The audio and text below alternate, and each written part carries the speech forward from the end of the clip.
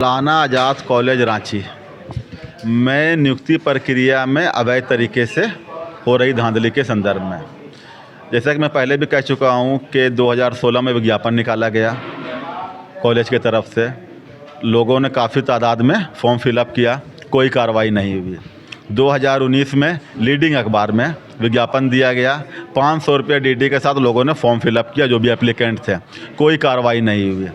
2022 में गुपचुप ढंग से तरीके से करने के लिए, गलत तरीके से करने के लिए, जो अखबार सर्कुलेट में नहीं थे, कम थे, उन अखबारों में ऐड दिया गया जो एप्लीकेंट को प्राप्त नहीं हुआ। और वहाँ पर 3 लोगों को उर्दू में, 2 लोगों का हिस्ट्री में, इन्हीं लोगों का फॉर्म फिलअप हुआ, इन्हीं लोगों का इंटरव्यू बुलाया गया और इन्हीं लोगों की नियुक्ति प्रक्रिया को आगे बढ़ाते हुए फाइल जेपीएससी यूनिवर्सिटी में भेजा गया। और फिर उस वक्त से काफ़ी, जब हम आप लेटर देख पा रहे हैं कि हम लोगों ने जेपीएससी का भी दरवाज़ा खटखटाया कि नियुक्ति गलत हो रही है, हम लोगों ने यूनिवर्सिटी का भी दरवाज़ा खटखटाया कि नियुक्ति गलत हो रही है, हम लोगों ने कॉलेज प्रबंधन समिति से भी बात की कि आप गलत नियुक्ति कर रहे हैं, बट कोई कार्रवाई नहीं हुई। सारे आवाज़ों को दबाकर मनमाने ढंग से नियुक्ति कर दी गई और दिनांक 20/2/2024 को सिंडिकेट में उसे अप्रूवल दे दिया गया, ठीक है, और वो गलत ढंग से हो रही नियुक्ति को अप्रूवल दिया गया। ये जो नियुक्तियाँ हुई है गलत तरीके से, क्या लग रहा है किन लोगों की होगी, कौन लोग इसमें शामिल हैं? देखिए, 3 लोगों का जहाँ तक बात चली है, वो लोग पहले से पढ़ा रहे थे, ठीक है, तो उन लोगों का हुआ है वहाँ पे। मगर अगर उन्हीं लोगों को करना था कॉलेज को, तो फिर एडवर्टाइजमेंट देकर फॉर्म फिलअप करवाने की कोई ज़रूरत नहीं थी।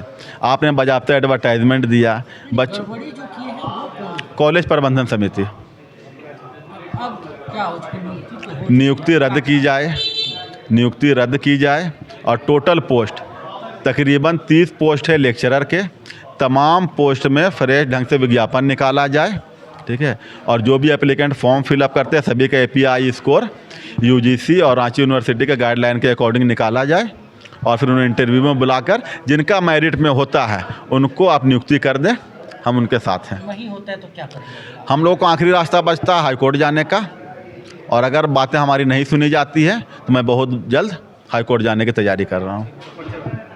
Mohammad Iqbal, research scholar association. कुछ ऐसी बातें हुई, क्या लग रहा है? कुछ तो रहा होगा, तभी ये सार्वजनिक रूप से पब्लिश नहीं किया गया और जितने भी कैंडिडेट थे उनको पता ही नहीं चल पाया कि हम छटे तो क्यों छटे, हमारा स्कोर क्या था। जाहिर सी बात है कि जब आप एक लिस्ट जारी करते हैं तो उसमें पता चलता है कि कौन इंसान टॉप किया, कौन फर्स्ट, कौन सेकंड, कौन थर्ड और कौन फेल।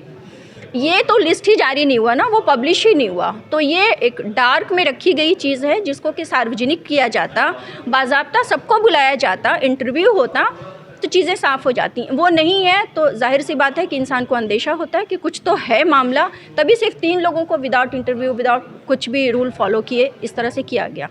हमारी ये डिमांड है कि फिर से किया जाए, टीचिंग, नॉन टीचिंग जितने भी पोस्ट हैं सब पे फ्रेश फिर से आवेदन मंगाया जाए और फिर से इस पर रिक्रूटमेंट हो।